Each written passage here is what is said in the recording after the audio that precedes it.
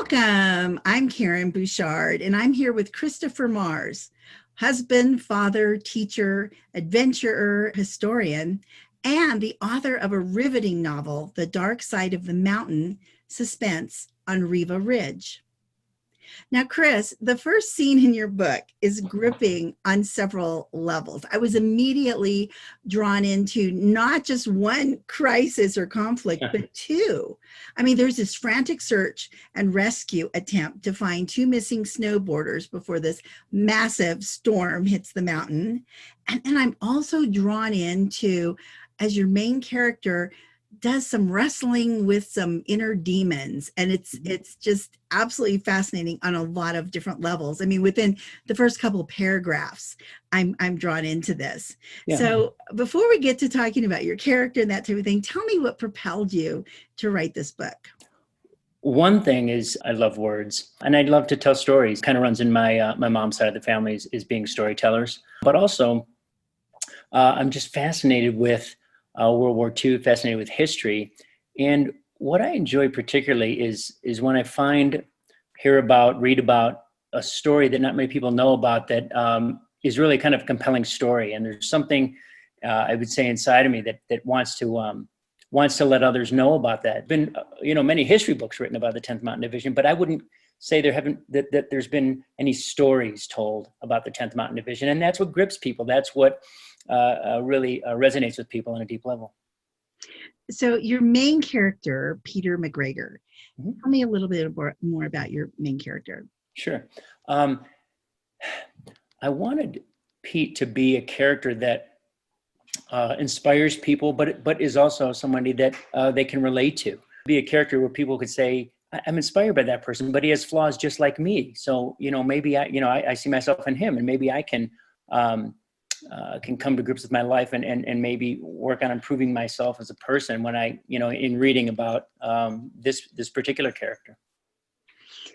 You mentioned the 10th Mountain Division, and I'm going to ask you a little bit more about that because like you said, you have these two unfolding storylines that go on. So there's this drama on the mountain as Pete attempts to find and rescue the missing snowboarders, and that's all I'm going to give away of the plot. But there's this drama on the mountain, and he faces some difficult and even life-altering decisions. But then there's also this story that unfolds in World War II, and centered around the 10th Mountain Division. So why World War II? And tell me a little bit more about the 10th Mountain Division. Sure. The thing about that I find so fascinating about World War II is it's just at the risk of maybe sounding a little trite, it's this incredible story, right? It's one of the ultimate all-time stories of good versus evil. And there's, really hundreds, thousands of subplots within that grand story that are fascinating, that are inspiring. Given that, years ago, as I discovered more about the 10th Mountain Division, I realized, oh my gosh, this was incredible. First off, these veterans from the 10th Mountain Division came back and were foundational in starting the ski industry in the United States. And obviously, you live in Colorado and you ski, that's something near and dear to your heart. That's kind of fascinating. Not only that, when you delve into the 10th Mountain Division, you realize, oh my gosh, what they did was amazing. The exploits that they achieved in combat in the Second World War. They weren't there for very long. They kind of came in at the tail end of the war, but what they did was remarkable. And as I say, it wasn't, nobody really knows about it. You don't see any movies or anything really about it, that kind of thing. And so that also intrigued me, wanting to make that story known. There's so many, and you've already touched on so many of the themes that run through your book. Expound on that. This is the theme in a roundabout way through the band Pink Floyd.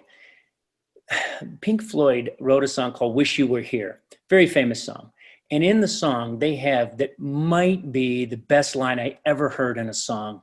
And they say, did you exchange a walk-on part in a war for the lead role in a cage, right? And that absolutely fascinates me, that, and they were just these, guys taking drugs and making music in their 20s, and yet they stumbled upon what I believe is a very wise and profound statement, right? And it's that idea of, what am I living my life for? Am I, living my life so that I'm the center of the attention, the center of the universe? Well, maybe, but you might live that way, but you're in a cage. You're in a little small story that doesn't really matter. Would you rather live that way, or would you rather live in having kind of a cameo, one part in a grand story that you get to play? You're not the star, you're not the hero, but you get to play a part in something way bigger than yourself, right? And that intrigued me. And that's really, one of the main themes in the book is living for something that's bigger than yourself, but also living it passionately, right? So it's one thing to live passionately. It's one thing to live for something bigger than yourself. But for me, one of the main themes is melding the two of those together, living passionately and for something bigger than yourself. I think you've just done a fabulous job. Now, the book is available on Amazon, correct? Yeah, correct. That's right. And other online retailers, I'm sure Barnes & Noble and, different other online retailers. Yeah. And then also on your website, correct? Correct. Mm-hmm. And your website, people can see it down below, but it is ChristopherMars.com. Right. And then they can learn more about, and hopefully other books that you'll be writing will be on there as well. Chris, thank you so much for joining me today. Thanks, Karen. Thank you.